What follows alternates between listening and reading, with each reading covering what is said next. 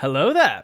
If you don't know, I am a chess player rated around 1800 rapid on chess.com, and I played a game this morning where I sacrificed my queen. Let's go to the game, shall we? So I'm playing with the white pieces. It's a 10-minute game. I don't know why the clocks are starting at 9:57, but they are. This is a Caro-Kann.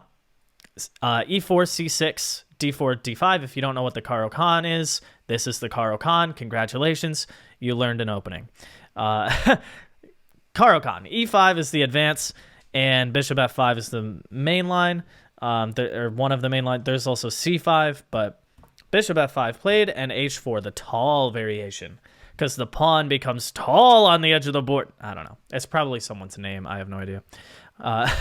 But H4. The idea is, there's a trap hidden in here, but, if you're above a certain rating, people are going to see it. The trap is, here, defend by the queen, F3, bishop G6, H5, and the bishop is trapped. Good job. You lost a bishop in 7 moves. But my opponent sees that, or knows this, probably, has seen this before, and plays H5. Okay, H5 makes a getaway square from the bishop and also prevents my pawns from just rolling down the board. So I play bishop G5, kind of pinning this E7 pawn. It can't go to E6. Just kind of creating annoying things over here. So queen B6. Trying to take advantage of the fact that my bishop left its home square with this pawn undefended. Well, guess what? I don't care. I fully do not care. And this is in my prep. Shout out to Levy's E4 course on Chessly. Not a paid promotion, but, this is where I got all this from. So bishop takes. Queen, yes, queen can take on B2 here. For sure. But after bishop takes F5 and the queen takes the rook, we are down in exchange and a pawn. But we go E6. And it's about equal, according to the engine. Even though we are down 3 points in material, which that's not great. If the position is equal, but you're up 3 points in material, you got some things to worry about. Computer gives like F6 or G6 as top moves, but just look,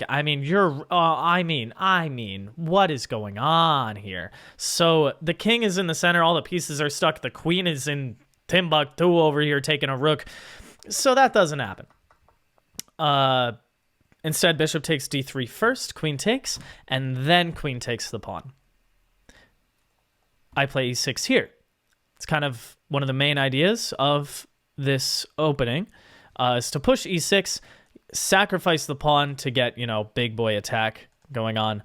But instead, the queen takes the rook, which is sad, but it's okay because I'll get it back. I go queen b3. This takes away getaway squares from the queen and also defends my knight here, the pawns. So now the queen is kind of in jail. The only way it can get out is by taking on d4. The idea is, trap the queen. So if something like b5, knight e2, defending the pawn now, and like a5 castles, a4, queen here, the queen has no squares. Say like knight a6, knight d2. Bye-bye queen. You have to sacrifice the queen. So that didn't happen. that would have been my opponent sacrificing the queen, Botez style. Instead, queen takes d4 here, which is also sad. I am down 7 points in material at the moment, but queen takes b7. Without this move, the whole opening would be absolute garbage. The idea is I'm going to win back the rook here on a8, and also this is a checkmate threat. If black does nothing, this is mate. Not that. That's not the queen sacrifice we're looking for. Queen c8 is mate. So that didn't happen either. Excuse me. Oh my goodness. You get to hear me clear my throat in real time. How about that? Right up here in the microphone as well. Knight e2 after check. Knight e5. My goodness. Queen e5 check. Knight e2 blocks, develops a piece, and prepares to castle. Queen takes e6, which is sad. I didn't want to lose that pawn, and if I lost the pawn, I wanted to lose it, you know, like right as I push it, because I get, you know, my attack on the king. But after queen e5 check, knight e2, queen takes e6, I take the rook on a8, queen back to c8, defending the knight, and kind of Uno reverse, your queen is now kind of out of squares type beat, like what was going on over here. I didn't find the best response here. White is winning after bishop f4 because the knight is pinned to the queen. The queen is undefended. So if the knight moves, you lose the queen. And this is checkmate again. And if you don't move the knight, then I win the knight. So if you develop a piece, I just take it.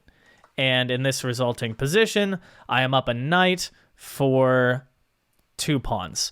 And since black's pieces are so poorly coordinated and developed, I am just going to kind of devour on everything and push, bring my rook into the game, and it's game over.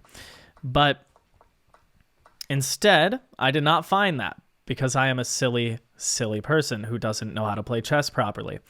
Why would I put pressure on the pin piece, PP on the PP? Why would I do that when I could take a pawn on a7? Because pawn? I regained some of my material. I just didn't notice the pin that was going on here. So I take the pawn on a7. And here e6, preparing to get the bishop out. I push my a-pawn. So my idea here is I have an outside passer. I'm going to push it and hopefully make a queen. That's my idea. Because what is standing in the way? Not much, right? The knight and the queen. He's going to have to, you know, swing his pieces over somehow. And I was like, you know what? Let's go for this. Bishop e7 goes to trade the bishops. And I push a5. Because I want to make a queen. So how do I do that? But push a pawn. He takes the bishop, which gives away the advantage. Black is actually much better here because I didn't go for that, you know, winning the knight idea. Because why would you win a piece when you could push a pawn aimlessly? The best move, according to the engine, is something like knight f6 or bishop d6 or c5 even, something like that. But instead, black trades dark squared bishops, which is bad. It gives away pretty much all of the advantage because, oh my goodness, look at these dark squares. I mean, come on. I'm just going to highlight every dark square on the board. What is black controlling on the dark squares? This, and even that is not really because my pawn is there right next to it. So black has 6 pawns, and 5 of them are on light squares, and black just traded their dark squared bishop. So what do? Well, I take advantage of the dark squares. I bring my knight to c3, and then my knight goes to c5, planting itself here, blockading all of black's progress, and preparing to escort my pawn to a6, which happens. Knight f5, a6, boom. King g7, you know, not great. I think here black already messed up. I mean, trading the bishop was the beginning of the end here, but white is better. You know, if like knight d6, then knight d4, and my pieces are just getting in. Like, again, these dark squares are just terrible for black. So I push a6, king g7, and I castle. Why do I castle, you may ask? Well, my king got bored. No. I wanted to get my rook to the a file to support the pawn and make a queen, because that is my entire game plan here. If I don't have that, I have nothing. Like, if this pawn disappears and I don't get anything for it, then I'm just going to lose the game, most likely. So he brings his rook to d8. Sure. I guess. So I bring my rook to a1 to support the pawn, prepare my queen to move away, and just push. Boom. My pawn is 2 squares away from becoming a queen. It is on the plane just waiting for the green light. So knight d7. I take it. And here you can take a second. I probably spoiled it in the intro and the title of the video, but try and find the best move here. It is to sacrifice the queen. I'm not going to yell it because I feel like that would be plagiarism.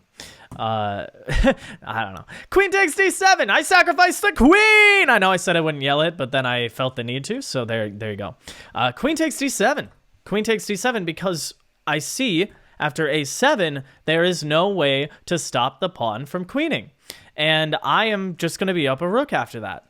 So queen takes a7 is played.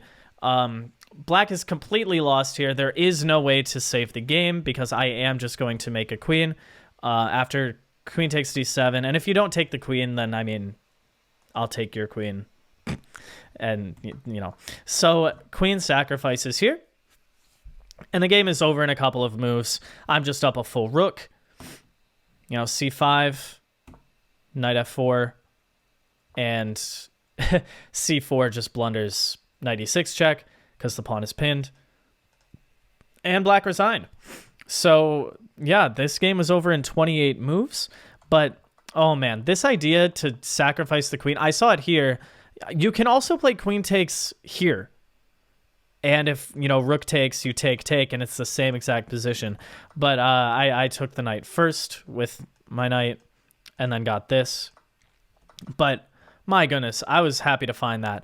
And I just saw my pawn is so close to becoming a queen, and the pawn is escorted by the rook, that after, you know, takes, the queen leaves the 8th rank. And, you know, after this, if the queen were able to go to a8, different story, but the queen is not chat whatever. What is the thing? Chat, hold on. You're going to see me look this up in real time. The new, you know, the AI thing. Chat. How do you know this? Because you can use it to write essays. Oh, apparently you can use it to write essays. Chat GPT, which pieces, according to that entity, don't follow the rules of the game whatsoever. The queen could go to a8. The queen could disappear from the board. The queen could take the rook. The queen could take the king, according to that logic. But anyway, enough about that. Rook a7, and the game is over. So, yeah, I thought that was a very nice sacrifice just to promote a new pawn, and black had to sacrifice the queen for it. And that queen sacrifice is not as exciting because it is still lost.